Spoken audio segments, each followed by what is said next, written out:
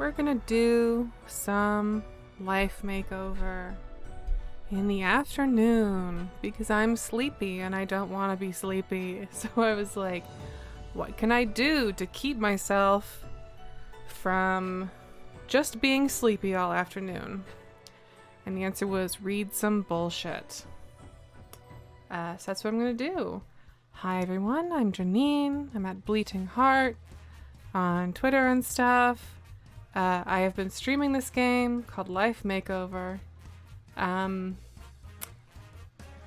Because it's wild and the story is funny to me.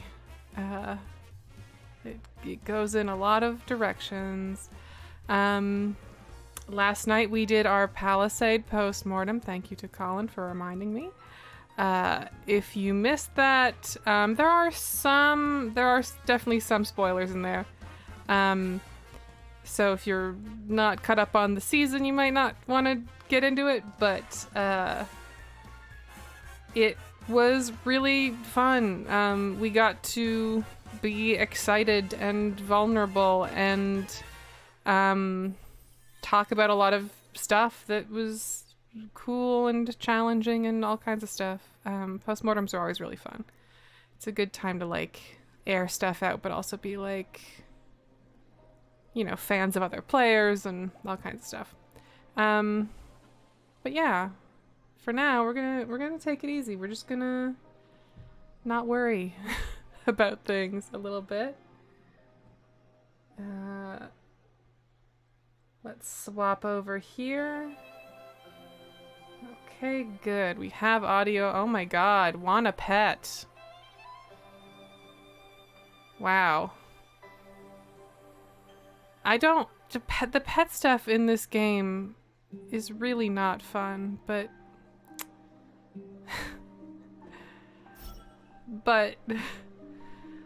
oh no, that's confusing. The hemline on that is strange.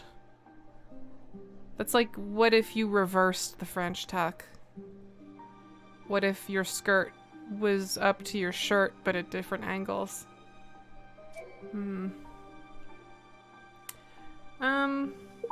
So I have crafted the next thing that we need to get in the story, to get through the story. So there is that. Oh my god. $3. I don't know about all that.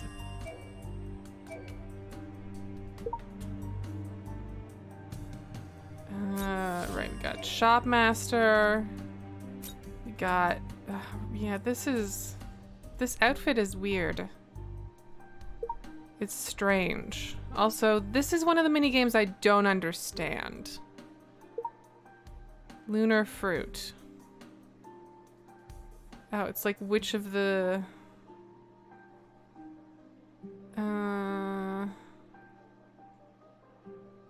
Okay, sure.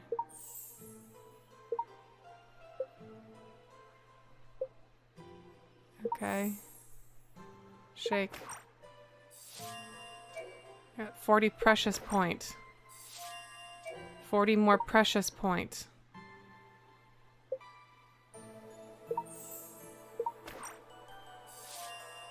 I don't...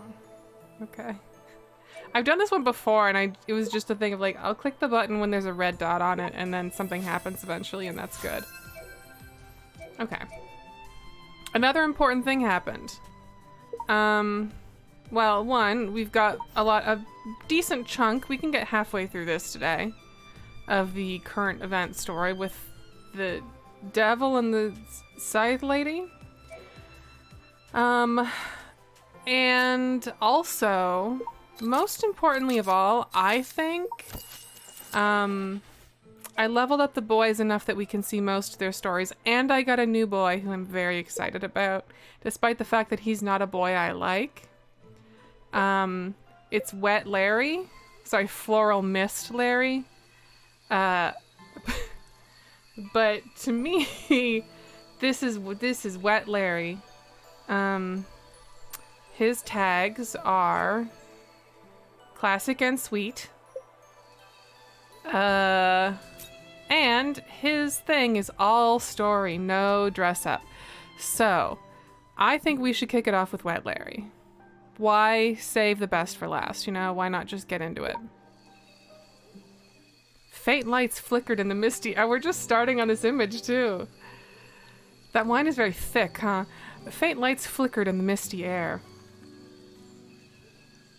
In a narrow corner, my gaze locked with that of a man, his shirt half off. His golden brown hair dripped with water. Beneath his soaked shirt, I could faintly see. He seemed to have murmured something, his eyes holding a trace of days as they met mine. The next moment, he stood up from the water. Ah, I shouldn't be looking at this. Wait, is he supposed to be, like, nude? Panicked, I averted my gaze and thrust the flowers I was holding towards the man. Sorry, Mr. Larry, these are your flowers delivered by Agent 1013. What? But in the blink of an eye, I was pulled with flowers and all into a warm, steamy embrace. Also, we were outside and now we're inside. Huh? What? What's happening? To understand how things ended like... Okay. To understand how things ended like this, we need to rewind to earlier that evening. Okay. Final delivery done. Am I in the cyberverse? Whenever we've seen this before, it's been the cyberverse. The satisfaction of an empty delivery list made even the ruins a bit more lively. The world had turned into ruins ever since the robopocalypse struck a few years ago. Okay. Great. This is chapter 1. All right. Cities fell, overgrown with weeds. Rampaging machines claimed the land. Humans had to build outposts and take refuge in underground shelters. We had to adapt to a life devoid of sunlight.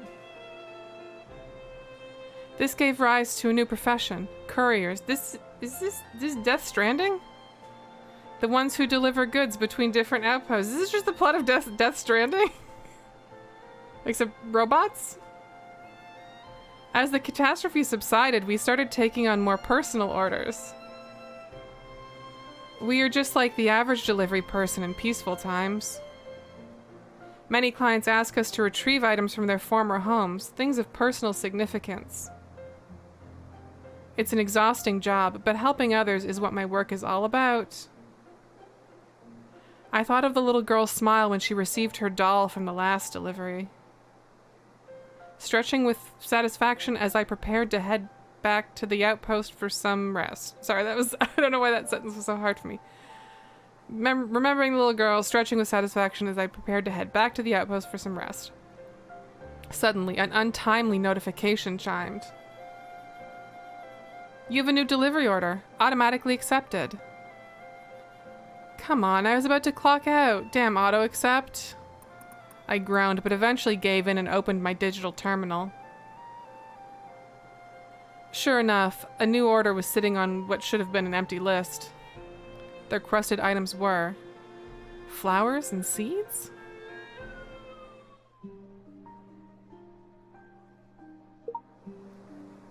I didn't expect anyone to be so romantic in today's world.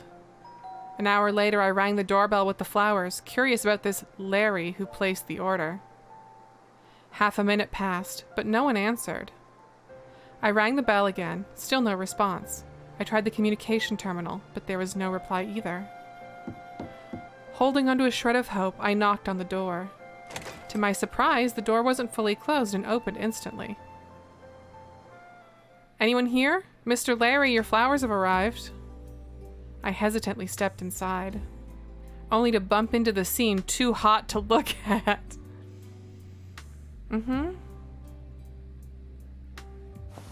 Back to the present, Larry had changed clothes with an awkward and confused expression. That wasn't really, like, as much context as I would have expected from a, like, you might be wondering how I got here moment. But okay. Sorry, I mistook you for someone else. No worries, I'm sorry too. I stammered. I was so shocked when he hugged me that I instinctively broke free and even slapped him. But as soon as I struggled, he sobered up and stepped back, avoiding my slap. Okay. Fast and weird scene being described there, but sure. But he looked at me again, his gaze filled with an emotion I couldn't quite decipher. It's nothing. I must have been drunk. He rubbed his forehead with a wry smile. When he looked back at me, his expression was polite and composed. The flowers are beautiful. Thank you for your time and efforts. You are welcome. It is my job. I relaxed now that he had calmed down. After all, I was the one who barged into his room and started the little mishap. After confirming the payment, I left with Larry's polite thanks. Halfway back, I felt something in my pocket, a small package I had forgotten about.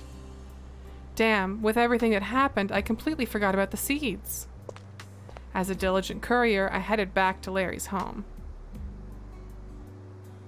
To my surprise, he hadn't gone far when I spotted him. It's his home. Why would he have... He stood amidst the ruins, wiping a tombstone... What? I thought we were at his home. He stood amidst the ruins, wiping a tombstone so tenderly as if he were caressing a lover's hair.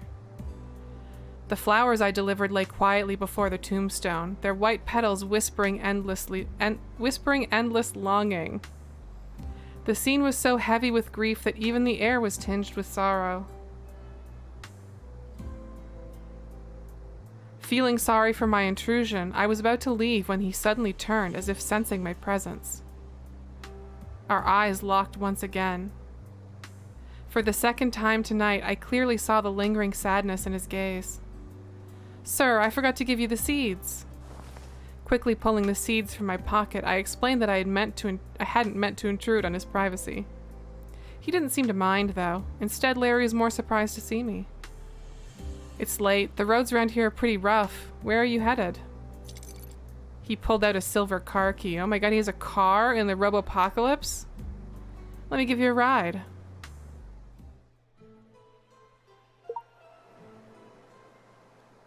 I should have declined his offer.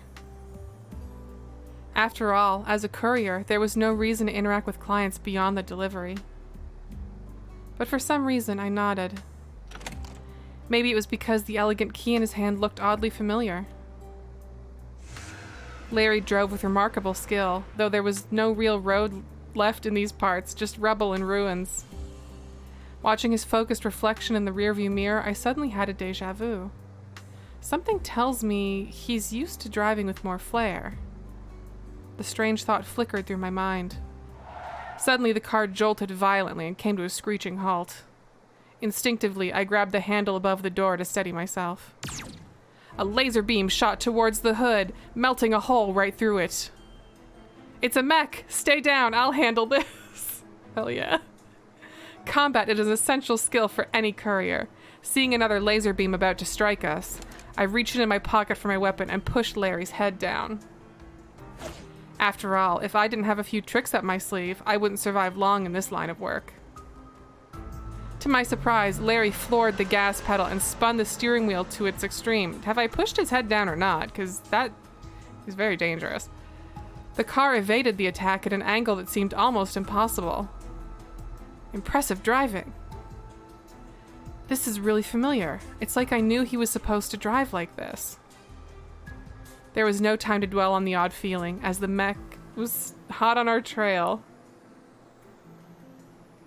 Despite Larry's exceptional driving, the rugged terrain put us at a disadvantage against a flying enemy. Oh, the mech flies, okay. My shots kept missing due to the constant bumps and swerves. It sounds like he's kind of fucking up your deal, actually. This won't last. Determined, I rolled down the window and leaned out for better aim. The electromagnetic bullet sliced through the air, finally hitting the mech with precision. Sparks flew as it crashed into the ruins. Got it. Before I could share my triumph with Larry, another laser beam streaked towards us. Damn, there's a second one. Hold tight. Before I could get back inside, everything started spinning as the sudden force flung me back into my seat. Again, confusing wording. Arg, that hurt. My bones are coming apart. I know she doesn't mean that literally, but ew. Recovering from the shock, I quickly raised my gun before the mech could attack again. Join your friend to scrap metal. Another burst of sparks erupted, and with that, the battle finally ended. I let out a sigh of relief as Larry slowly brought the car to a stop. Not bad teamwork, right, Miss Courier? Oh boy. That was close. Wait, are you hurt? My heart skipped a beat when I noticed the bloodstains on his waist. When the second mech ambushed us, Larry turned the car around and shielded me, taking the hit himself. It's just a scratch. Protecting a lady is a gentleman's duty, isn't it? Besides, if it weren't for your amazing shots, we wouldn't have made it. He replied with a casual smile, but the scary bloodstains on his shirt made me feel even more guilty. Scary bloodstains, ooh. What else could I do for Larry? Once again, I secretly delivered some medical supplies and trinkets I found in the ruins to him. Oh, we're doing a thing where we're like a little crow he's befriended now. I see. Unable to contain my worry, I asked my companion robot. After the robopocalypse, I lost almost all my memories. I couldn't even remember my name. I see. When I woke up, I was right next to me, calling me owner and never leaving my side. Being a courier is dangerous work, and over the years, I has become my only friend. Yeah, people in the chat asking the right questions. Can you trust in the robopocalypse? I don't know. I don't know. Significant mood swings detected. Owner, I recommend rest. Well, I'm just grasping at straws here. You wouldn't understand this feeling. Larry was injured for saving me. He said it was just a scratch, but he's still bedridden. I tried to visit, but he kept telling me not to worry, so I used my job as an excuse to send him medicine. Deadline approaching. Please check your order now. I should focus on work. I'll grab him something to eat later. I tried to push the mess in my mind aside and open the interface, but the unease only grew. This order again? The client is still not replying. The night Larry got hurt, I wanted to send him back to his home, but he insisted that getting me back first was more important. Soon after, I received this strange request. Find a chip in the abandoned building of the Security Bureau. The Bureau is a major battleground between humans and mechs. The place is dangerous. I tried contacting the client for details, but there was no response. And with more orders coming in, I ended up pushing this odd one on the back burner. The deadline is tomorrow. I should try contacting the client again. Miss Courier? Larry, what are you doing here? It's my home here. Shouldn't I be the one asking that? Oh no, I was so lost in thought that I forgot to move away from his place. I felt a bit awkward, but Larry just laughed it off. Just kidding. I know you've been sneaking me the medicine and food these days. Thank you. I had to do something. I told you not to worry. And my injury's almost healed. You can stop worrying now, all right? I wanted to say more, but I interrupted with another reminder. Deadline approaching. Please check your order now. Looks like a courier's work is never done, huh? It's not that. This order's just a bit tricky. With no one else around to talk to, I found myself venting my frustration on Larry. He listened patiently at first, but then he froze when he saw the order on my screen. What? YN. She's my client. Do you know her? Oh my god, it's not YN. It's HN. It's her name. Or, no, it is. I guess it still technically would be YN, but the prospective character is no longer YN. I asked with surprise, but Larry remained silent, staring blankly at the name. Larry, are you okay? I called his name a few more times before he snapped out of the shock, looking pale. Are you all right? Did your wound tear? As I reached out to steady him with concern, Larry grabbed my hand. You're going to complete this order, right? Can I go with you? Whoa, I was not expecting this from a wet Larry. How could I have? Oh, what? Okay. Oh no, I just realized he's writing this. This is a story he wrote, and it's gonna be creepy, right? The context, we're gonna get context at the end, it's gonna suck. Okay. YN was my lover, but because of the robo-apocalypse, she's... As we drove, Larry told me about his past with YN. His eyes grew dim as he mentioned the robo-apocalypse, and he left the story unfinished. They keep saying that word. They just keep saying it. I thought of the tombstone he tenderly cleaned and decided to respect his feelings. Along the way, we encountered many mech attacks. But this time, we were prepared and safely reached what was once the heart of the city. Now it's nothing but desolation, as if the vibrant metropolis had never existed and had faded into oblivion.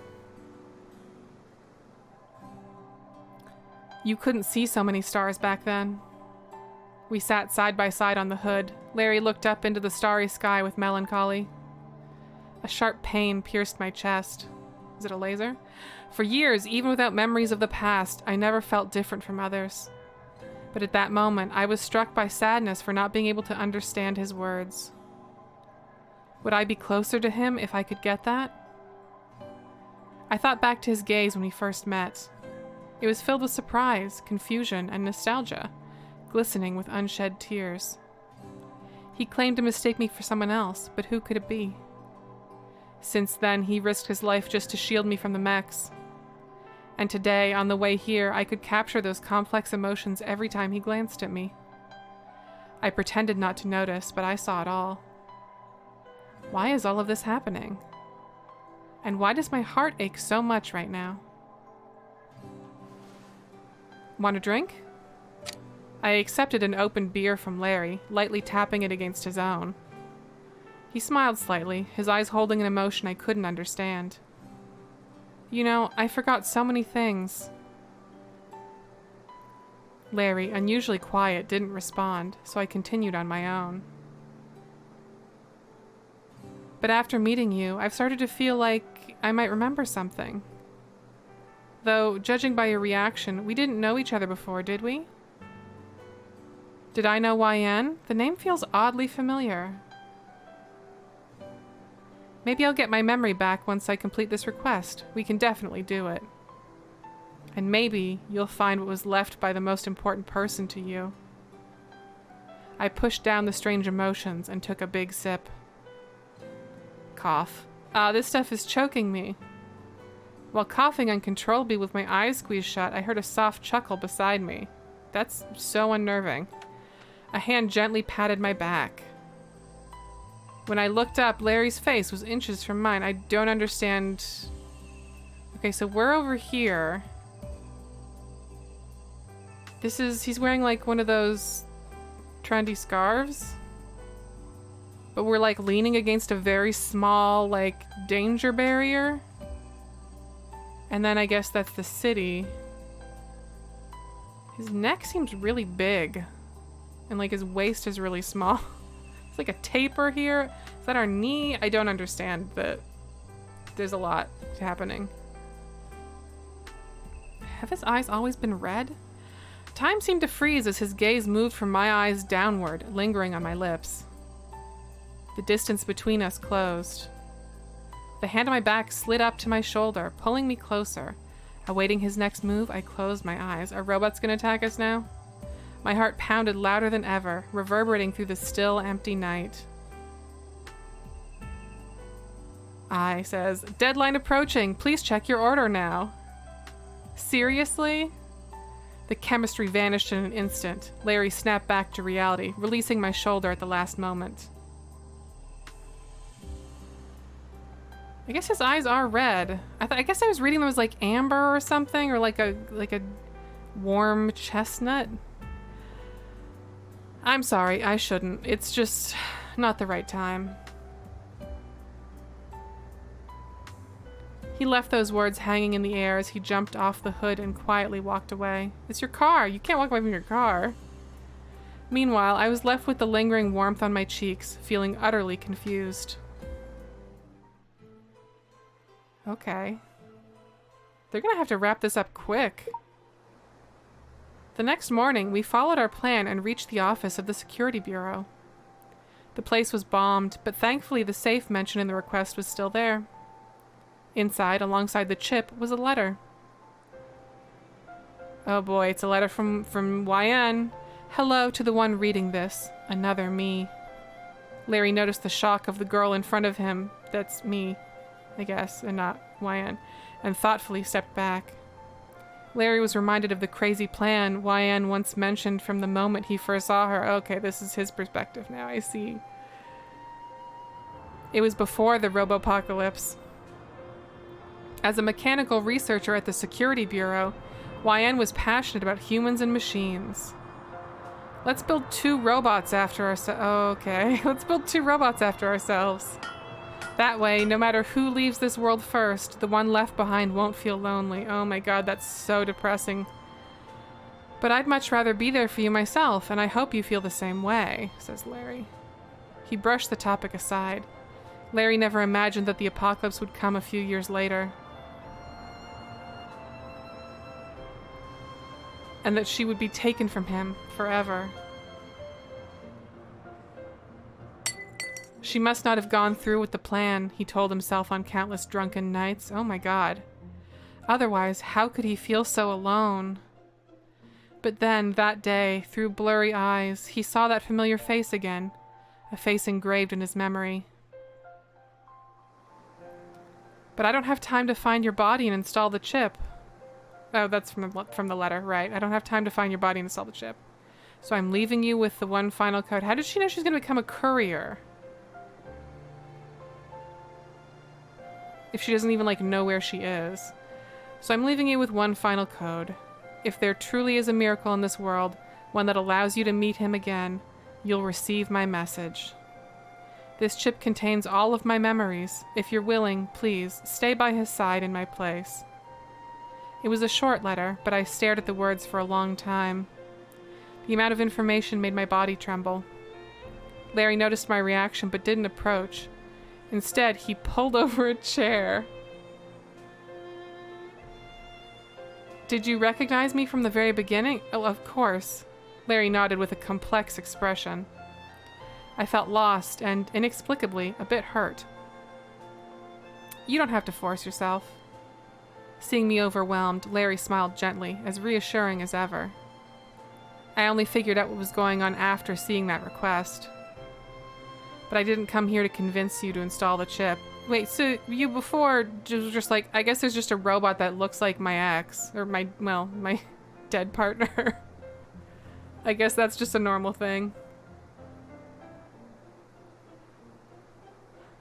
No matter what happened in the past, now you have the right to choose your own life. Besides, I'll grow old, and one day I'll die and leave this world. If you choose to accept all of this, it means you'll have to endure that same loneliness just as I have. How am I not why are some of the robots evil? And some of the robots are just fine? To be honest, I mean, I guess that makes sense in terms of, like, robots being people, but in terms of, like, how something called a robopocalypse would happen, I don't know. To be honest, I don't want you to go through that. So whether you accept the past memories and my love, I want you to make that choice on your own. Where the hell is this supposed to be? That's about it. What do you think, Mr. Writer? Oh no, it's us? I looked at the painting in front of me and told Larry this love story between a robot and a human. Ugh. Not bad, Not bad. Miss Detective has quite a knack for storytelling. No. But I haven't decided on the ending yet. Should the heroine install the chip or not? How about this? Many years later, the heroine and the little robot are still working as couriers. They live simple, happy lives, just as she hoped, helping many people along the way. One evening, she returned home, and there was a gentle knock on the door. She heard a familiar voice that said, "I'm back." I was waiting for the story to continue, but Larry didn't go on. Is that it? Yes, that's the end. So, was he the one knocking? Stories are just like paintings. They're open to interpretation. Why fixate on a single answer? But if it were me, it wouldn't change my love for the heroine no matter what choice she made. Because no matter which version of her it is, she'll always be the one I hold dear in my heart. The end. I think that's a kind of hacky nonsense ending. I think the you know, it depends on the kind of book you're writing, right? I think if you're writing like a science fiction romance, then the thing to do is like you destroy the chip, but you make like you forge a new relationship together. I think that's maybe that's the obvious answer. His was weird. I don't know. It kind of my first thought at his was like, wait, so despite the fact that he didn't want the robots, he made a robot of himself and then just it hid? Or did she make a robot of him without his consent and then it found, like, huh? Yeah, anyway. I've got 2 other Geralds. I'm gonna save them. Because they're SSRs. Come on, have a try. We got plenty to read, though, today.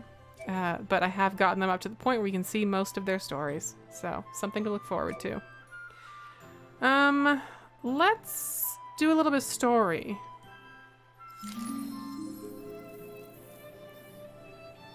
And do our little bit of daily mission.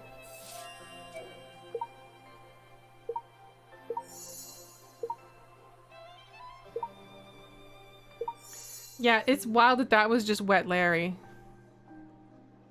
I would have never in a million years thought that that's where Wet Larry was going. Gerald's okay. I don't like Sean the most, I think. Sean is annoying. Sean's really annoying. To me, personally. I find him annoying. Anyway, story quest. Colored glass heart. So, to catch us up on this, Larry has taken us to this place where he's doing some screenwriting or something, or was a screenwriter for an adaptation of this thing called, like, was it Glass Peony Lamp? Peony Lamp. I was gonna say Jade Peony, and that's a book. Peony Lamp. And there's a director, or a junior director, assistant director, who's also an actress and is getting mistreated, and her shitty boyfriend, who is an actor who also, like, basically took a bunch of money from her to start his own thing, and it's doing really poorly. And then the director who's shitty, and then an actress who seems fine. I mean, she's not cool. She's not great, but, like, I don't know.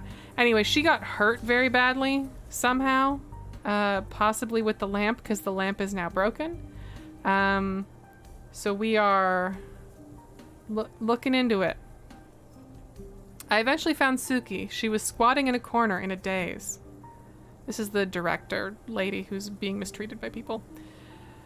Suki? She looked up with a little confusion in her eyes, and it took a while for her to react. Do you mind if I ask you a few questions? Where were you at the time of the crime? Where were you between 6 o'clock and dinner time? I was resting in my room. Mm-hmm. What do you think of Chingru? Although saying this might make me look bad, I would rather not lie. I don't like her.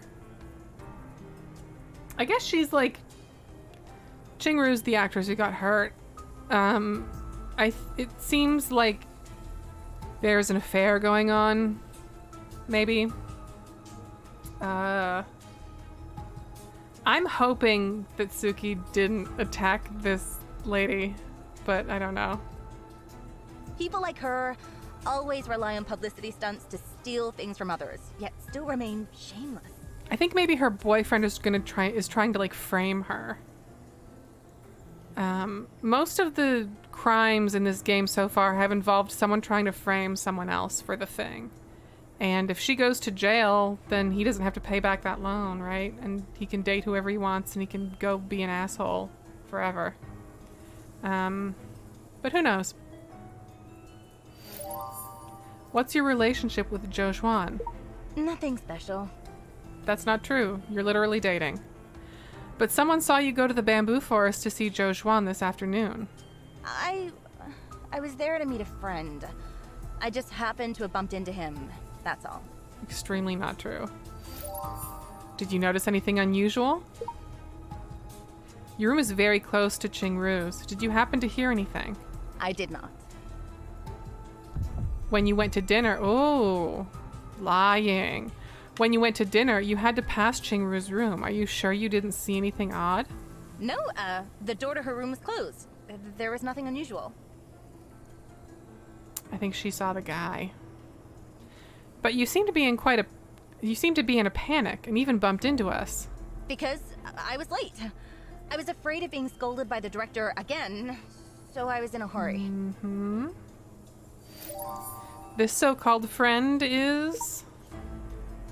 This friend was not Zhou Xuan? No, this person isn't from the crew, nor does she know who Qingru is, and she has nothing to do with this. Sounds fake.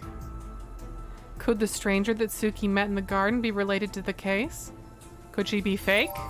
A fake person?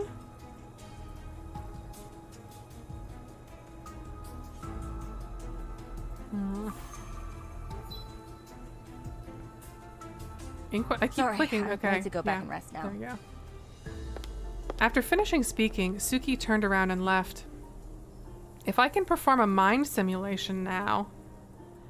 At this time, I received a new message about the mind realm. An elegant and formal office style. Let me try simple and smart formal clothes. Be simple and elegant, right? Simple, elegant, formal. Simple, elegant, and formal. What do we got? We got this set, which seems fine. All right, we have to wear these socks. It is a must that we wear these socks. Do I have any cooler accessories? Oh, hiking breeze. That's fun. Some earrings. Just throwing it all in there. Some sort of cool leaf necklace. And some anklets. That's very professional. And then I'm just gonna give her some lipstick just to make it a little more cohesive. I forgot about Floral Nightmare. Colorless Dream. Mouth Blood.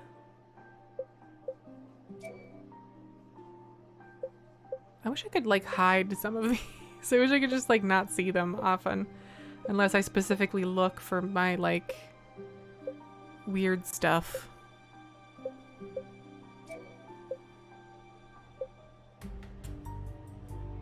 Let's go with Beauty Makeover. A little quick deploy Drummer Gerald.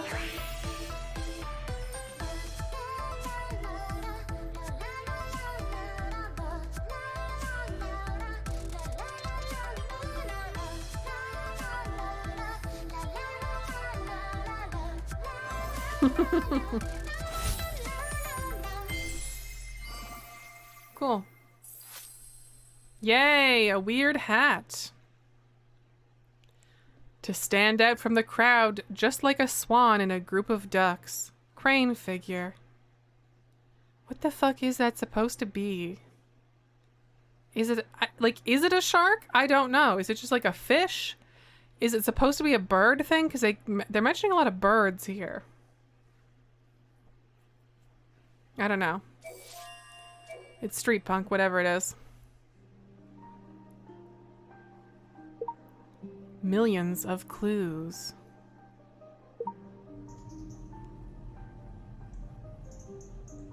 I got back to my room and sorted out the information I had acquired one by one. Larry also helped me. By the way, do you have any thoughts about what happened today? Me? I may have written many detective characters, but I'm unfortunately not a detective. I just asked you for your thoughts. But as a detective fiction author, you must have some sort of unique intuition for this case, right? Is there a bird in this bedroom right now? Alright. Well, from the intuition of a detective fiction writer, Suki's rather quite suspicious to me. Why? Well, she had a motive, no alibi, and she also lied. So she actually went to meet her friends in the forest, but still lied about being in the room the whole time. And to be in her room without hearing a single sound was very suspicious, along with that friend of hers. But I feel that if it really was Suki, then it would be a little too obvious. Indeed. In detective novels, the person who most resembles the murderer is often not the murderer. Thanks, bro. What about Zhou Zhuan? I felt that he was quite eager to lead us to suspect Suki. If it was Zhou Xuan, the room wouldn't be as Xuan. messy as it is now, as he shouldn't have been able to easily subdue her. What? Oh, okay. So his theory is the room would be cleaner because he's very strong and could have just, like, really quickly. That's a little dark. Right. Also, he was with the crew after 6 o'clock, so he wouldn't have had the time to do anything. It's weird. Why did the murderer attack Qingru with the lamp? Could the murderer be someone outside the crew? But who else in this city would have a problem with Qingru? Various recurring thoughts churned in my head, with many suspicions, but I still couldn't figure it out. At this time, my stomach decided to let out an untimely rumble, and I looked at Larry with some embarrassment. We can't put the pieces together with an empty belly. Perhaps some food may give us some inspiration. I know a century-old restaurant nearby. It's very delicious. You want to try it? Century seems pretty young given where we are, but sure. I touched my already starving stomach and knew that I really did need to replenish some of my energy. Alright, let me change my clothes. Wait for me. Since it's quite late and getting cold outside, you should change into something that's warm. Yeah. Let's also change into something that's fresh. Perhaps that brings new inspiration. Warm and pure. Yeah, I can't believe he was just like, don't forget your coat.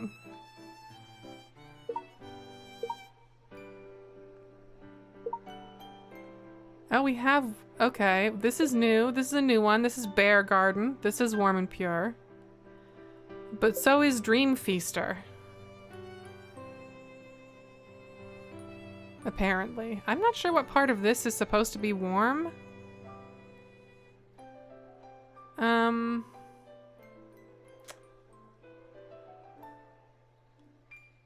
But you know... Does kind of say centuries old restaurant.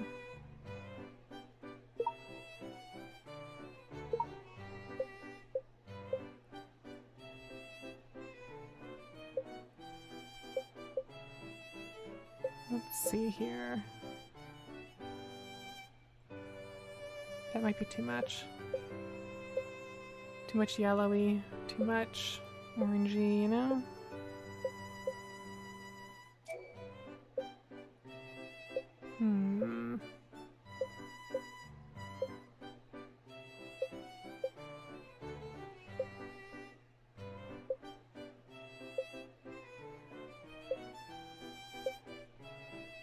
Maybe just plain old wake up for this one.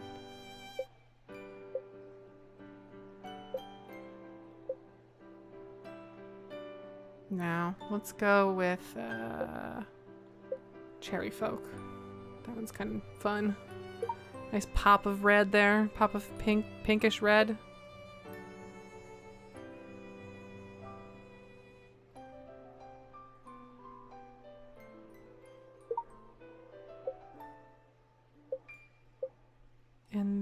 just my shadow to tie together. All right. Very warm. Very pure.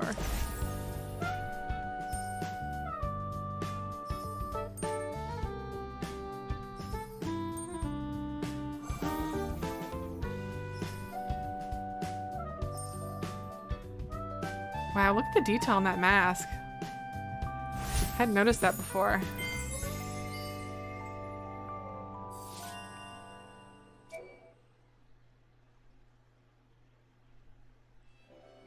All right.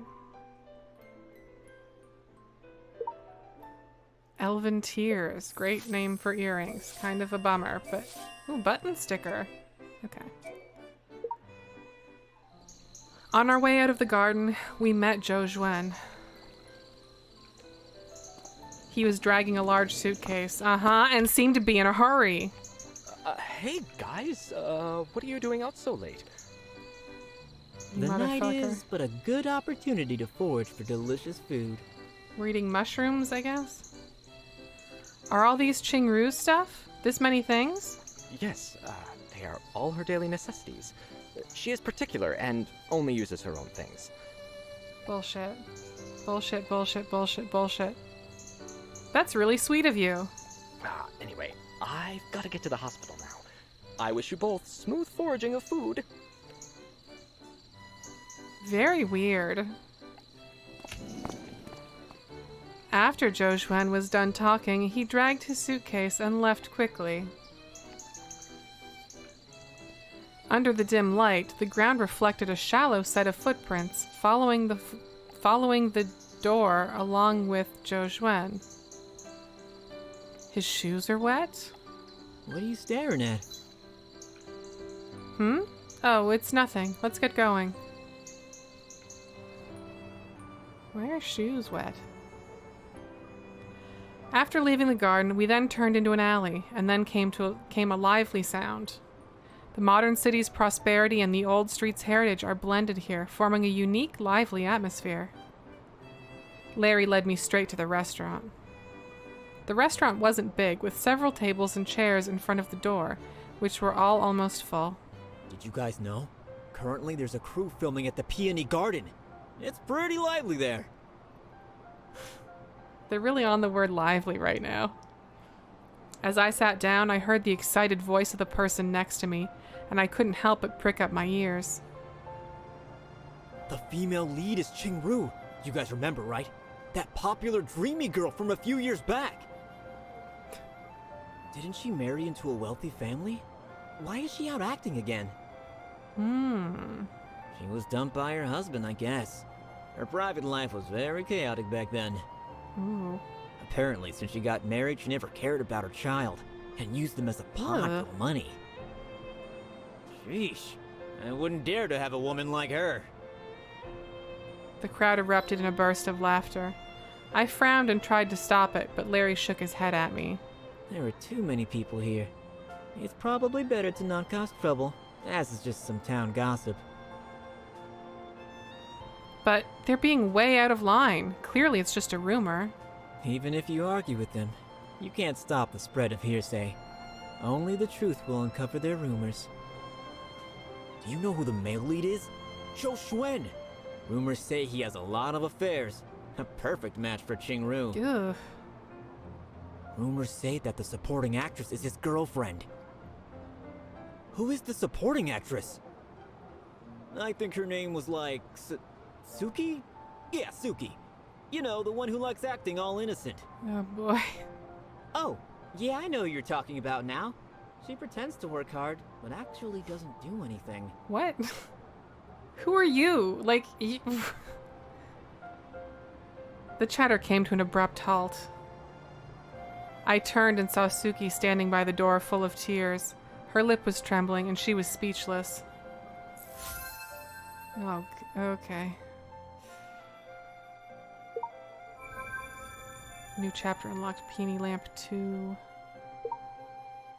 Sudden changes. Suki?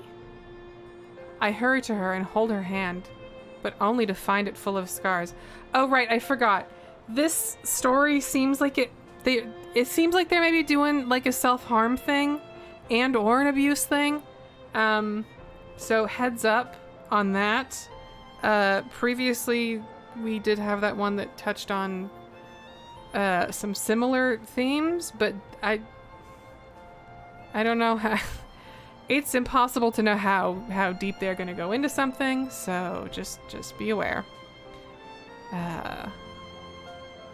Your hand is injured. Are you okay?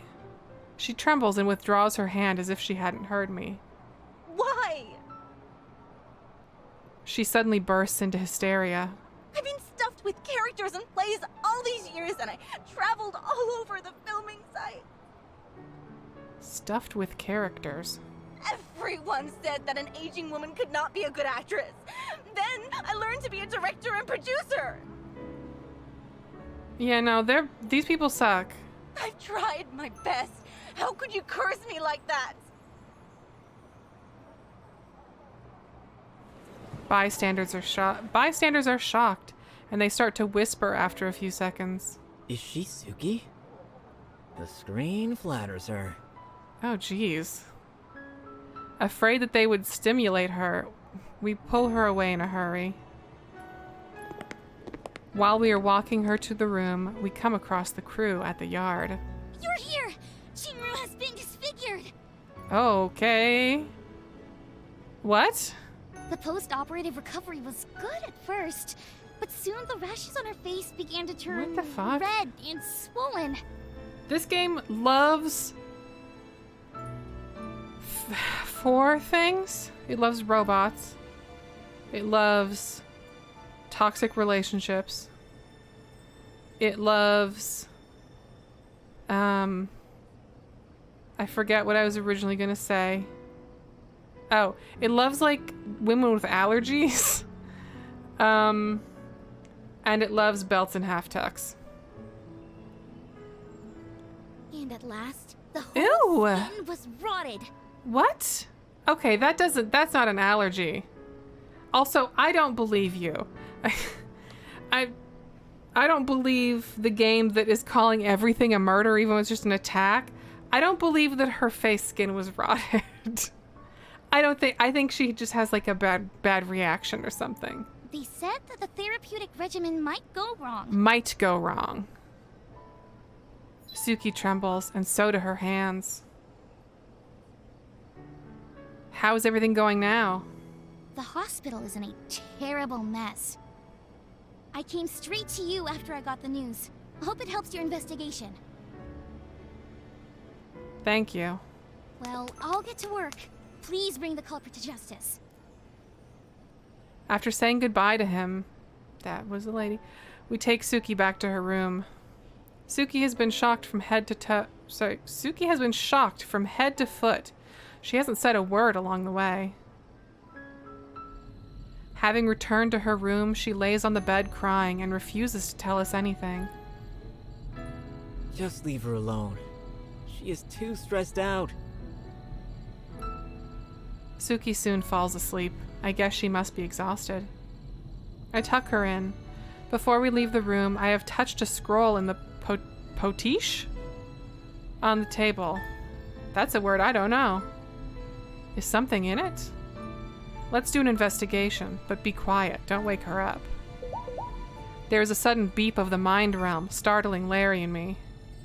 Change into sweet and lively clothes for a picnic with your friends. Suki is still asleep. Let me get it done quickly. It can wait 5 minutes, surely. Okay, sweet and lively. Well, I guess I was gonna say breaking and entering clothes. We're not breaking and entering. We're in here. No, let's do this. Let's do this whole joutfit.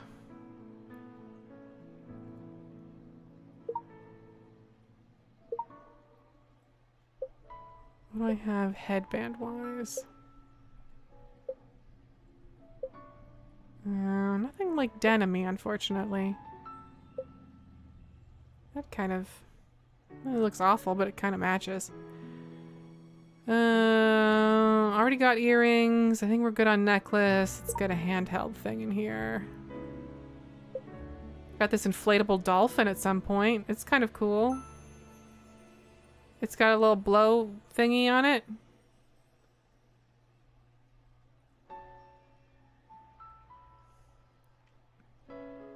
And then maybe some pink lipstick.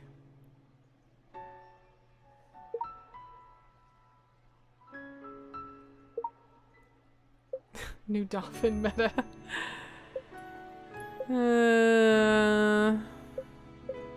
Come on, just...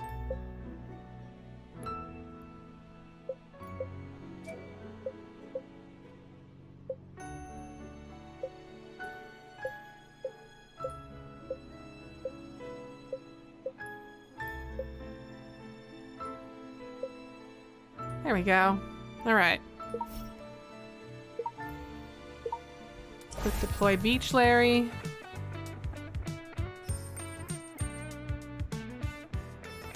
This is like such a 2003 Barbie outfit.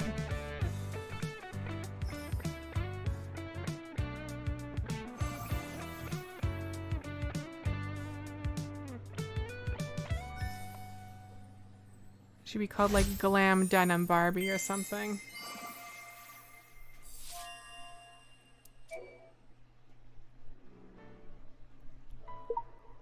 Ooh, right, Mind Realm. So what's a potiche? Are we gonna learn? Is it that pot?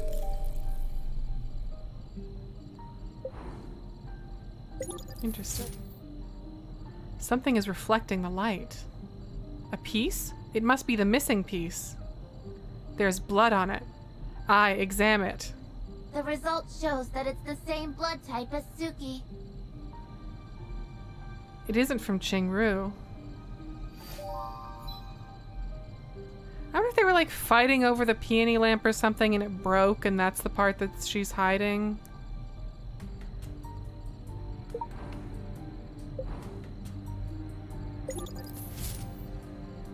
The powder compact? Why is it here? Ooh, please yourself. It seems they are from the same brand. Does it belong to Qingru? Open it to take a look. Boop. Oh. The pattern on the lid looks familiar. It's a lover card? And the tarot card of Salome is also a lover. Wait. Salome from the theater? She've used it a lot. I checked the ingredients. Done with the report. It causes allergic reactions in some people. Usually a rash. Oh my god, is this lady gonna be like Salome's sister or something? Because it was supposed... Salome's allergy was supposed to be rare. And there was like a plant kind of thing. Taking in too much with propyl medicines might cause a chemical burn. Propyl medicines. This is precisely the same as Qingru's symptoms. We also need to know whether Qingru has used propyl stuff to draw a conclusion. Let me text the director to check up on Qingru's medication records. I'm not sure that he should have that info, but okay.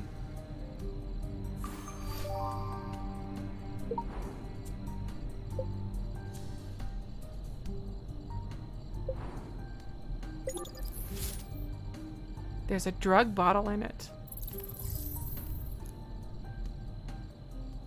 Open the lid. Empty potion bottle. It's not a potion. Have a check. Boop.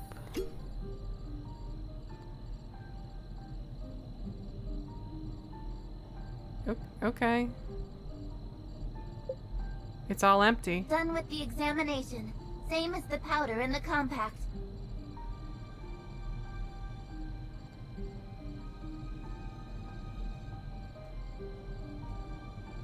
Is it possible that Suki has poisoned Qingru?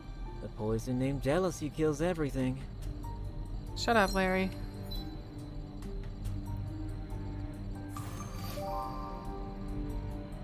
Larry, you were literally framed for some shit like this, like a week ago, so keep an open mind. Letters of Wind? It is Suki's first film. Ooh. Gorbaku ebook. Major event. Gorbaku ebook. Okay.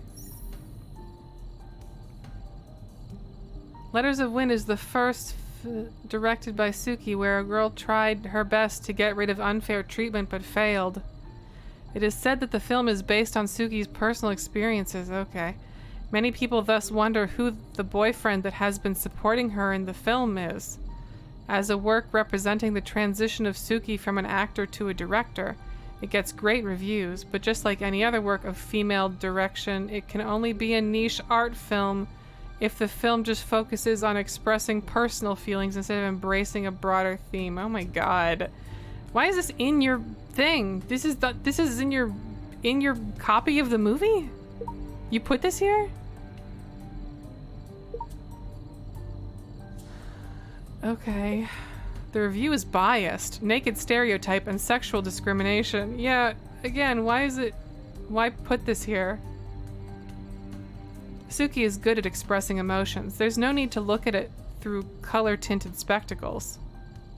Suki is just like the heroine, trying to break free of shackles, but failing in the end. Creators always feel like putting their emotions into their works. Could the supportive hero in the film somehow reflect her expectations? I remember the plot. They met in poverty. When the hero made his first money, he bought a star hairpin. I remember Suki has a star hairpin too. Alright, she has that brooch.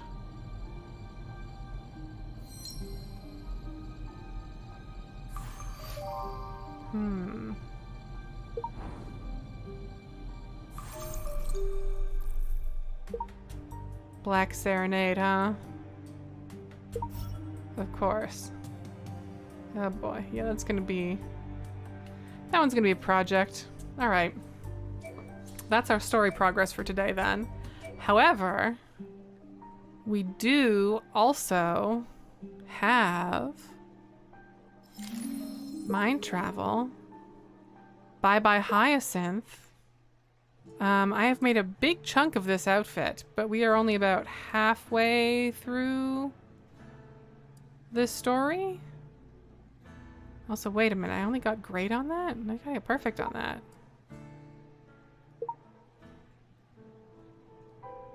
This is the one where we've decided to dress like Larry's grandmother. Alright, this is our grandmother outfit. This is apparently only great and not perfect.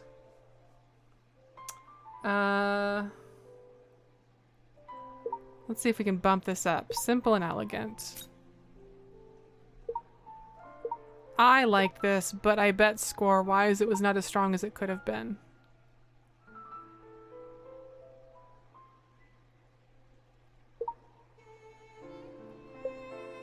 Yeah, they want...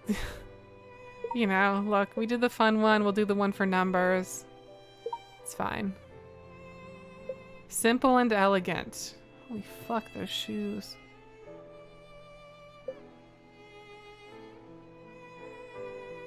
Accessory, we'll get her a better hat than that at least. Oh my god, terrible.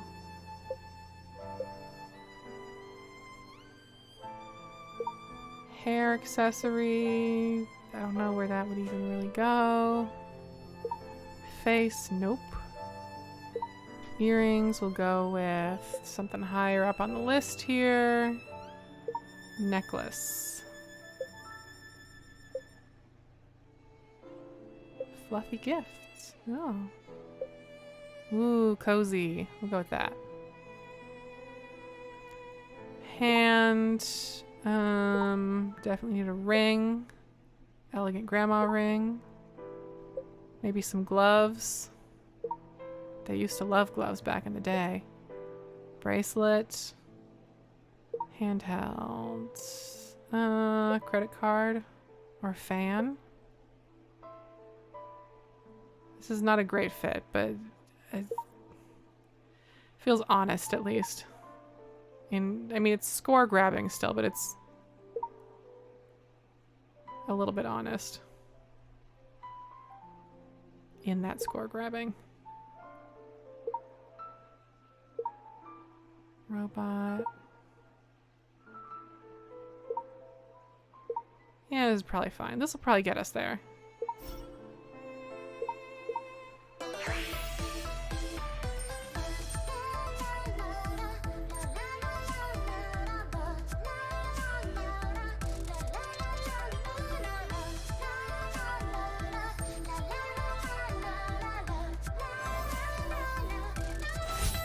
There we go, that's a perfect.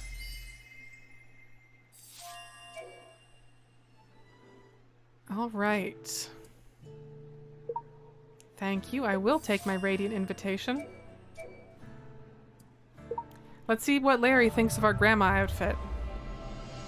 Think, imagine, recall. World of memories to be entered soon. I'm ready. Right, we're mind palacing him by grandma outfitting him. Okay. Oh, it's like a cozy little cabin with a glass roof for some reason. Is this someone's house? Looks old, and the furniture is aged. I'm sorry, this does not look old. However, it's not messy and seems meticulously tidied up. A trunk. This is a treehouse? What? Mind simulation on.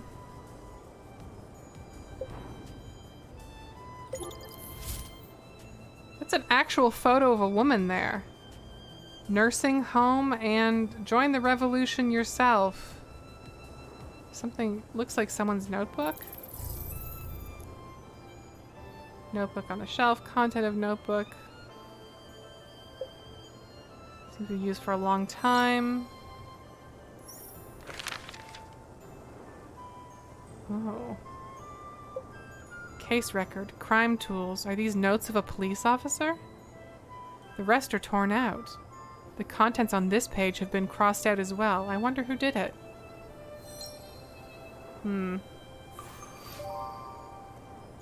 Take that nursing home and what?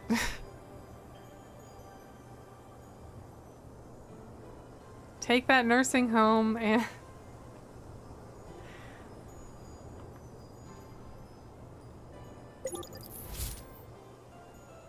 Is this a badge?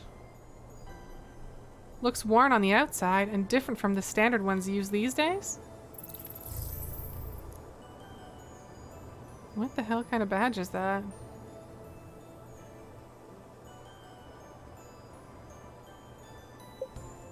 Look up the year and precinct of the police badge. I don't think it's a police badge. This looks like fabric. Scanning. It's like embroidered. Scan results. Badge Okay. branch. Municipal Police Department. Source of issue. This badge is the second generation issued by the Municipal Police Department. I love the city of municipal. A citywide reissue took place 11 years ago, upgrading it to the newest third generation. This means that the badge is at least 11 years old. Made of very firm nylon fabric. Wait, look up info on the police uniform in the same period. Searching. Searching. Ranked uniforms from the given time period are shown below. There are stark differences between the uniforms from rank to rank. The shoulder patch changes color to match the outfit as well. Comparing scans. Scan complete. Badge belongs to staff personnel of the 3rd level or above.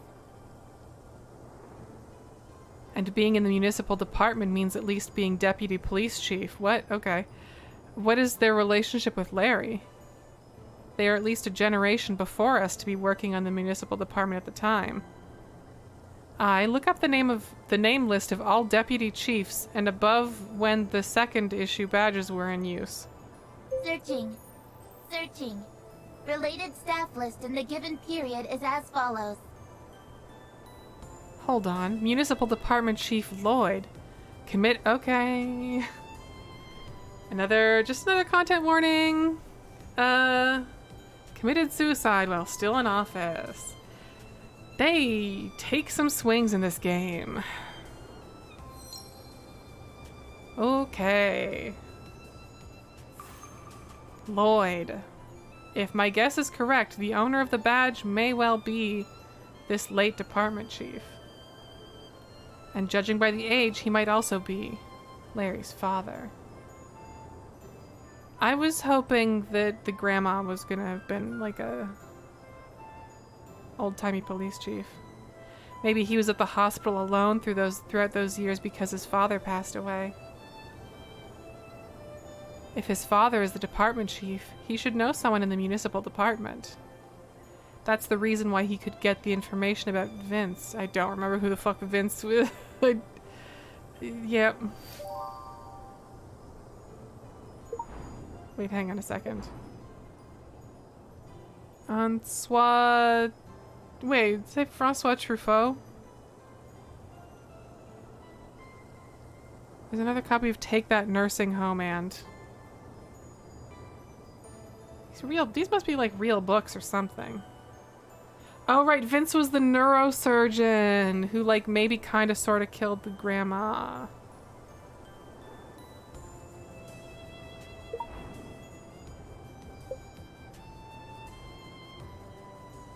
Oh.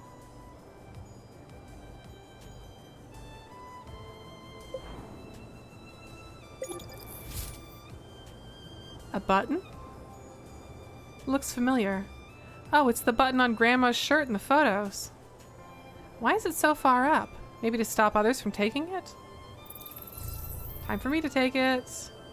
Trinket on the tree. What a delicate button. It's pretty heavy. It's well kept, too, with almost no scratches. It's in a mind palace, it's not real. It's like the heart of this place when hung on the centermost branch of the treehouse. As the center of Larry's childhood, maybe it's a symbol for Grandma, lighting up his world all this time.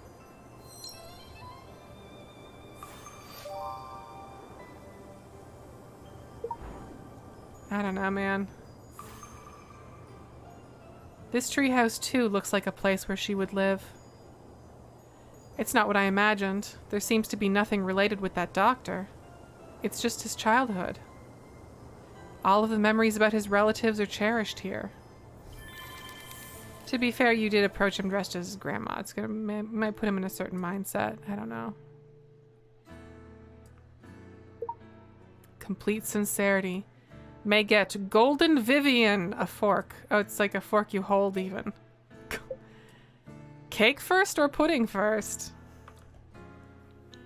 Great. Let's go. Let's do it. Wait, did I get the... I should already have... Wait, no. Okay, no, fuck, shit. Right, I was like, show me the item I should have gotten. Okay. Golden Vivian. When mind simulation is over, Larry snaps back to consciousness and looks at me at a loss. He's unconscious. Are they unconscious when I do that to them? What's the matter? Nothing. Just that there's something familiar about your outfit. Yeah, I dressed like your grandma. They say that good songs and writing can bring a person back to the past. It seems outfits can too. Must be the magic of the designer. Enough. You're flattering me again. I pretend to be annoyed, but catch myself laughing. Larry's eyes are as deep and bright as before, though they carry a hint of slyness in them. Oh, that's new? The slyness is new? Why do I still feel like I know nothing at all about him? What is it? If there's something you want to come forward with, I won't blame you for holding back before. He seems to have seen right through me. Even if I've already seen his mind world, he's still a step ahead of me. Actually, I looked up the surgery of your grandma because I suspected something about the surgeon. And? I couldn't find out much else. If you know about his current whereabouts, maybe something did happen. Really, though, it's me being nosy. I won't look into it further and hope you don't mind that I did. You don't have to be that defensive around me. Larry chuckles, but the tease disappeared in his tone. I don't mind Miss Detective doing what she thinks is right. Even if it's doubting me. I don't think that's what I was doing. There's a rare sincerity in Larry's eyes that tries to convince me of something. I felt somewhat a bit awkward. Fortunately, a new message came in from Juana. An outfit for a model in the opening of a fashion show? Hot and exquisite clothes should help catch more eyes. That would be great for an opening. When you're in a fashion show, don't they normally give you the clothes you're gonna wear? You get to like just pick like what you think is hot and delicate. Gorgeous and sexy.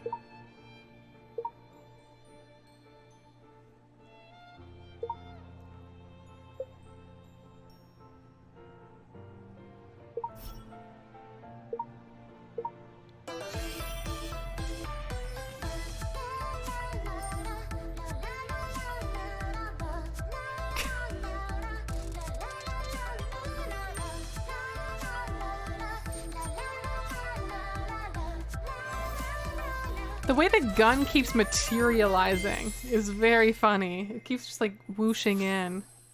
There's our golden Vivian.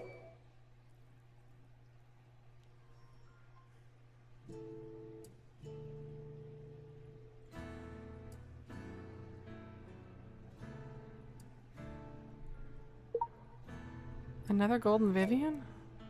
Why? Anyway, it's about time for dinner. True.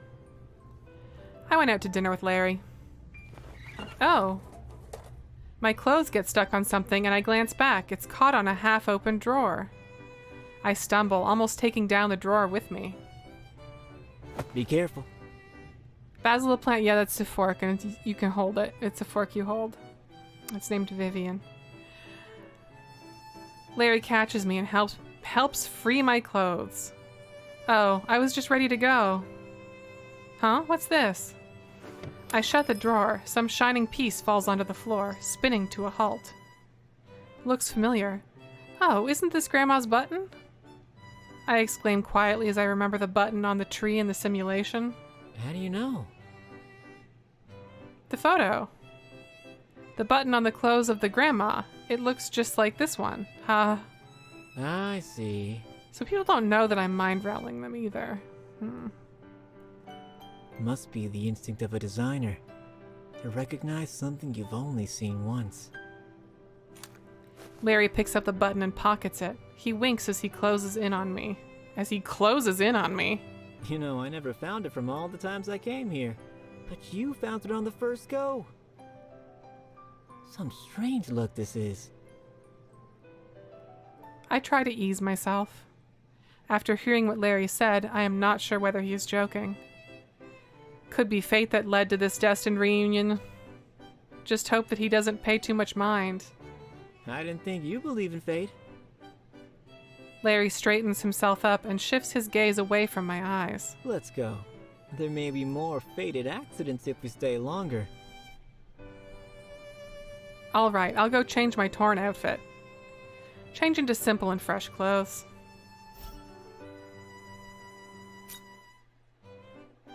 Okay, but you actually mean simple and fresh, or do you mean something else? Yeah, you mean simple and pure. Okay. Because fresh is also a category, but they almost never mean it.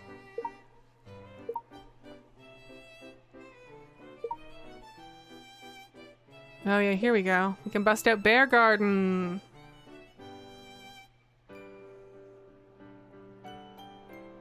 Nothing says date with Larry like Bear Garden.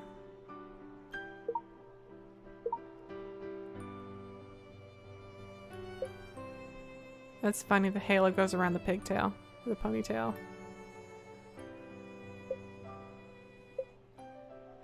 I don't love these. I don't love these with this.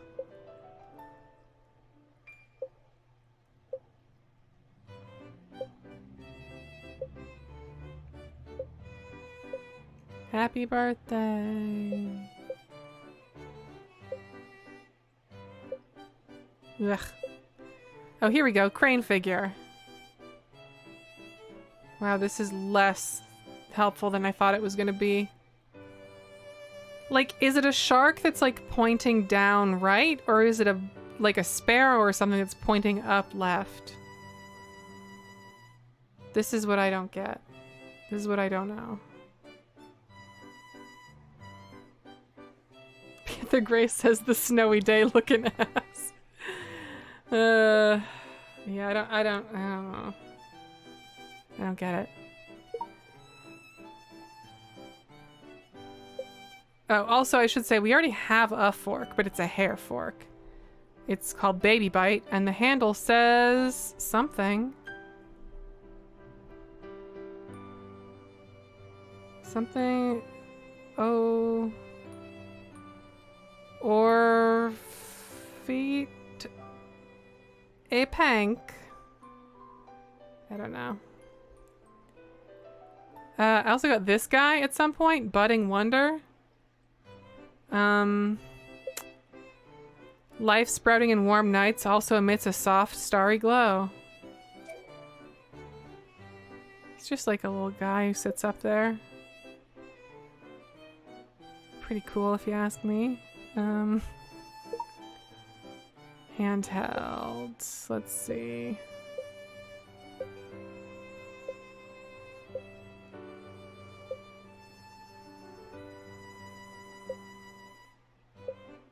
Look at that magazine. Oh, was that Golden Vivian down here? It was. Let's have Golden Vivian just to welcome her. We'll give her a go.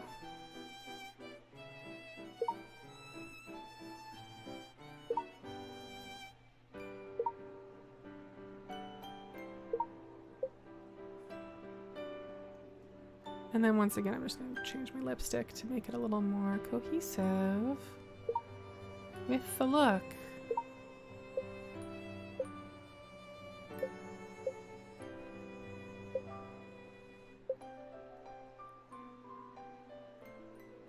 Maybe the eyes too? This feels like maybe it's a weird eye outfit.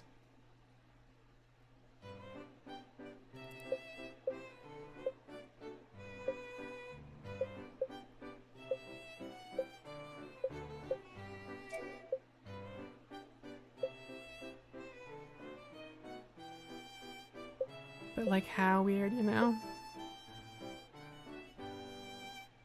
These are the firework eyes.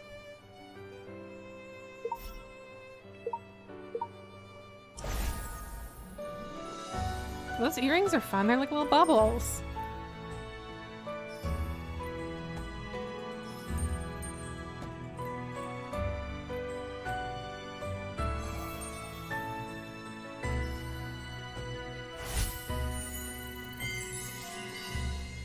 And another Golden Vivian.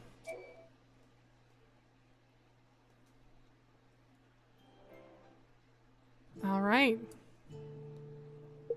Final chapter. The evening breeze in the streets was pleasant and relaxing. On the way to a restaurant with Larry, I felt totally relaxed.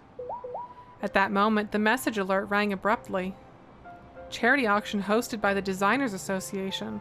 Works have a chance to be sold as finished products. Invitation list, me? And so many rising stars in the designer circle. This is a rare opportunity. What should I do? How can I be as good as them? You really are the worrying kind. Right. Considering what just happened, a spark of inspiration comes to me. There's something I want to borrow from you. Oh, and it's gonna be the button. I point at Larry's pocket. This? Larry pulls out the button from his pocket, looking confused. I'll keep it safe and return it to you as soon as possible. Any special purpose in mind for it? It's a secret for now, but this will help me immensely. Your work has been auctioned and earnings will be donated to the charity funds. Thanks for your creation. That was fast. I received news of my work being purchased moments after arriving at the show halls. Due to the request for anonymity, there's no way to know the buyer's identity. I forwarded the auction invitation to Larry as well, but I'm not sure why he hasn't shown up yet. Oh, he's going to miss it. Hello again. Ah. Larry shows up just as I ponder to myself, looking how he always does. What took you so long? Here's your button. It's the source of inspiration for me this time, and I've received good reviews thanks to your contribution. I wanted to show you my work, but it's already been auctioned off. I did see it. He bought it. He's the one who bought it. I'm glad it inspired you. Maybe not. It's either him or the surgeon. But how are you paying me back? That's him. Okay. I was hoping it would be the surgeon. Aha, if there's anything you want, I can... I kid. So long as Miss Detective can keep inspiring me in the future. He chuckles. The certainty in his words helps me believe I can really do it. Why did he buy? What's he gonna do with that? Like... That's it? But what happened to his grandma? We just don't get to know? That's it. And his dad? Just like something happened with the doctor, was suspicious. Now he works in finance.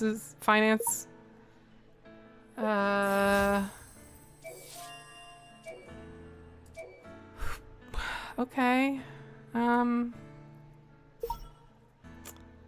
Well, almost got this outfit done at least.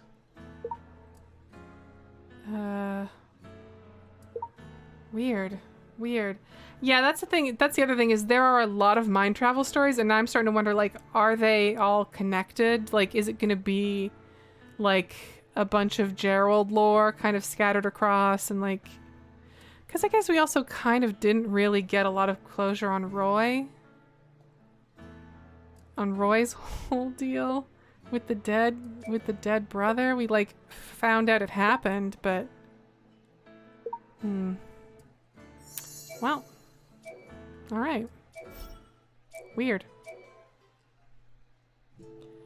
The good news is that this is all pretty open to us in the future. So whenever I stream, I should be able to just like breeze through one of these, because they were all partially locked to a level that we completed today, so we won't have to stop halfway again unless we run out of thingies. Huh. I wonder if there's like...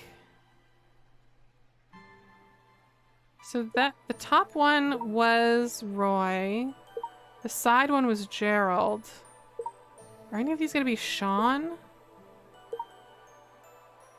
Or is there like a pattern to it? Like, are all of these ones gonna be Roy or Gerald or whatever, and then all of the...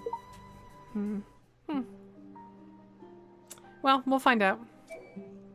Next time. But real quick, let's learn a little bit about this event that's going on. Sorry, I lost track of my mouse in a big way.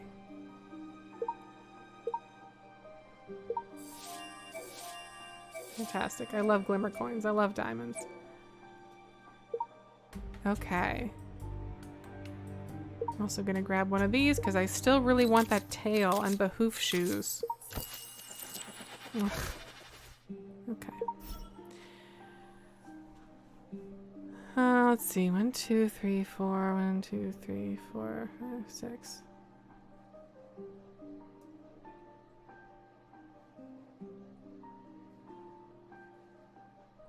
I didn't count that right. Okay, it's 9. Right, okay. I will then do... I think I'll do 3 today. And then we can do 3 and then 3. Because I think there's still a good 10 or so days in this. Laws of Heaven. At the beginning of the world, the laws were already set. Only pure and kind souls can ascend to heaven and become messengers serving the celestial realm. This is a great honor. Evil and chaotic souls fall into hell, enduring punishment as they deserve. There are also special beings. Souls born in heaven are called goddesses or gods, and are even more sacred.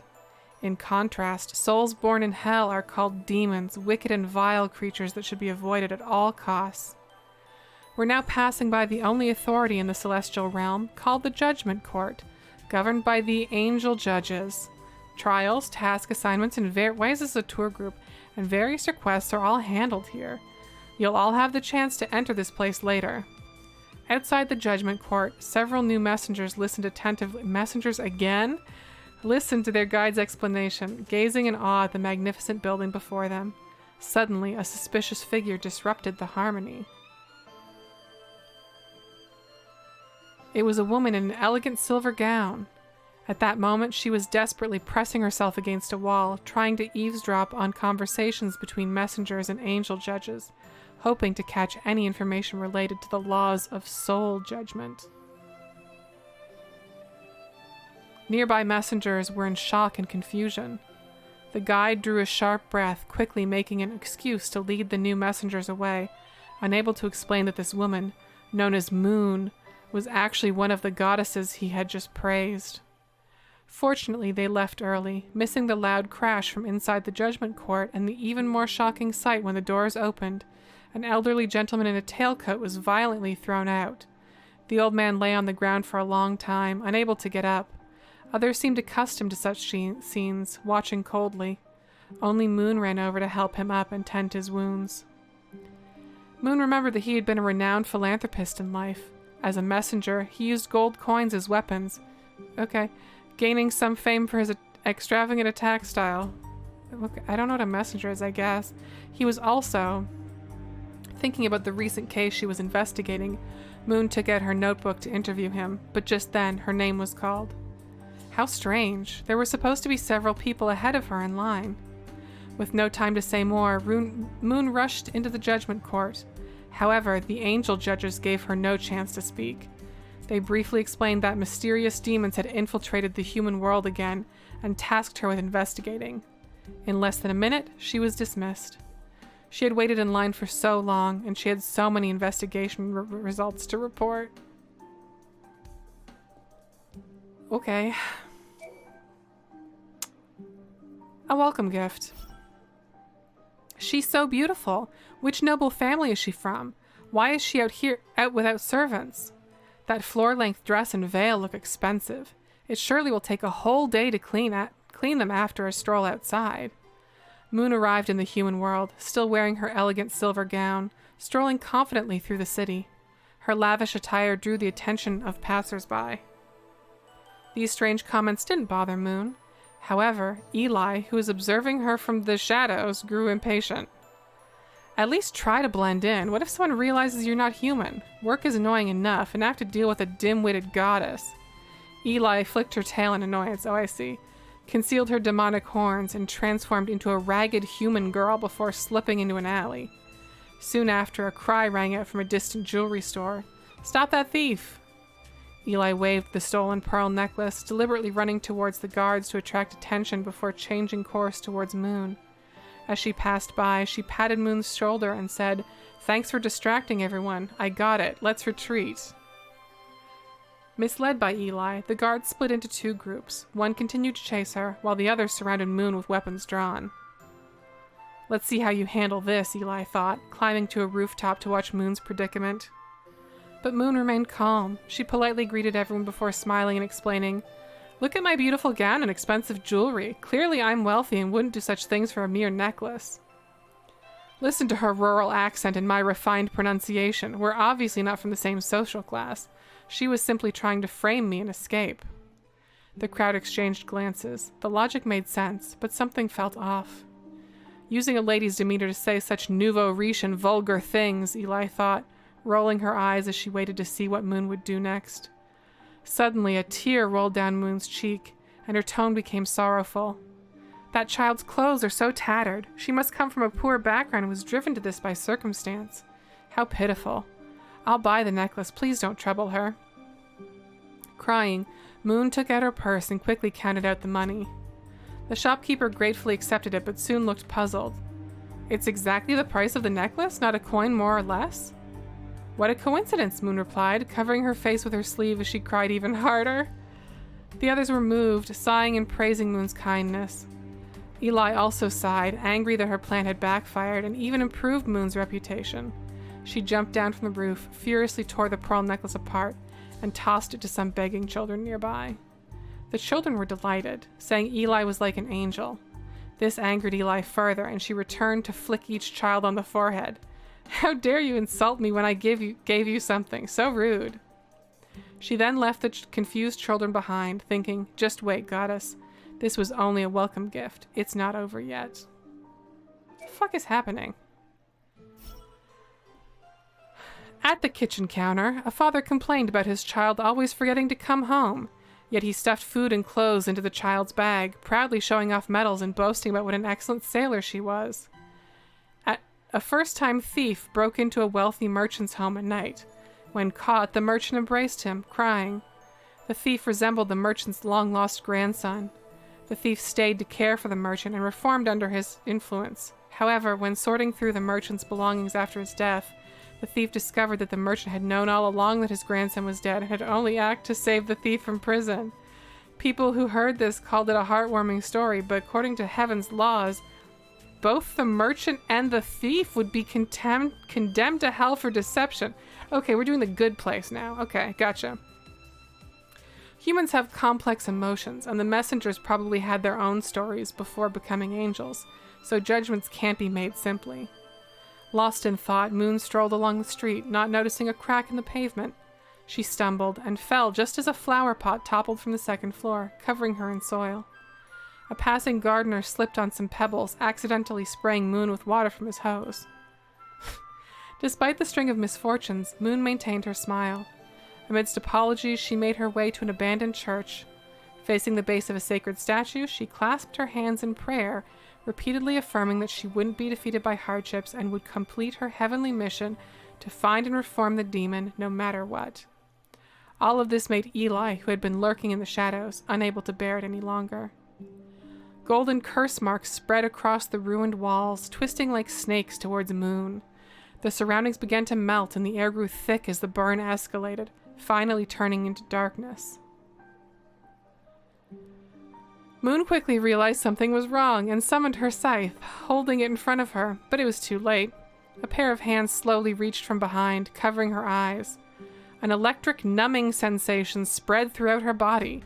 She felt as if she were sinking into syrup, sticky, numbing, trapping her deeper and deeper, making her unable to move. Why make things difficult for yourself? If you don't do it, someone else will. What do those responsibilities, obligations, and others' happiness have to do with you? A sweet voice whispered into her left ear. This is Yuri again. It quickly moved to her right ear, drawing closer. Forget about all that. Think about your deepest, most secret desire. What is it? What is it? Her deepest desire? Moon's lips parted as she began to sink into this pool of sweetness. Eli leaned in closer, trying to hear what she was saying, but was suddenly struck in the shoulder by the handle of the scythe, causing her to retreat in pain. "Demon," Moon murmured. The surrounding moonlight transformed into chains, tightly binding Eli. "Caught ya, little demon." Demonic curse marks flickered in Moon's pupils, indicating that she's not fully recovered. Okay, thanks for letting me know. Her gaze, mixed with madness and emptiness, made Eli instinctively back away. But with the chain around her neck still in Moon's grasp, she couldn't retreat a single step. ...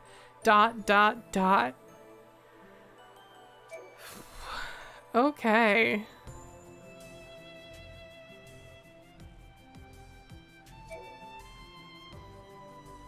It's funny how few dudes show up in these stories. They're always like a little bit Yuri. And like sometimes there's like a background guy, but like I'm trying to think of like an important guy.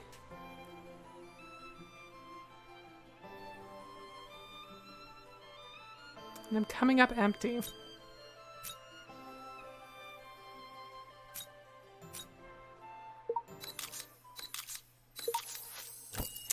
Great. All right, well, that's good progress for today. Really confusing. Although I'm glad we did get the like certainty of knowing that like the weird Larry stuff was a story. Because I feel like in the past they have just kind of left that open in some cases, and it's been weird. So yeah, I'll be back at some point, probably relatively soon. Well, I have to make that thing to get that next part of the story open, but we'll see. Oh, Cesius Blue, Tin Soldier Guy was a play that Sean was rehearsing with us. So yeah, it was also a frame thing. I'll be excited to see if those two Geralds are framed, or if they are authentic Geralds. We'll see. Thank y'all for hanging out this afternoon. I hope you have a good rest of your day. And if I don't do anything else, then a good weekend. Take care and goodbye.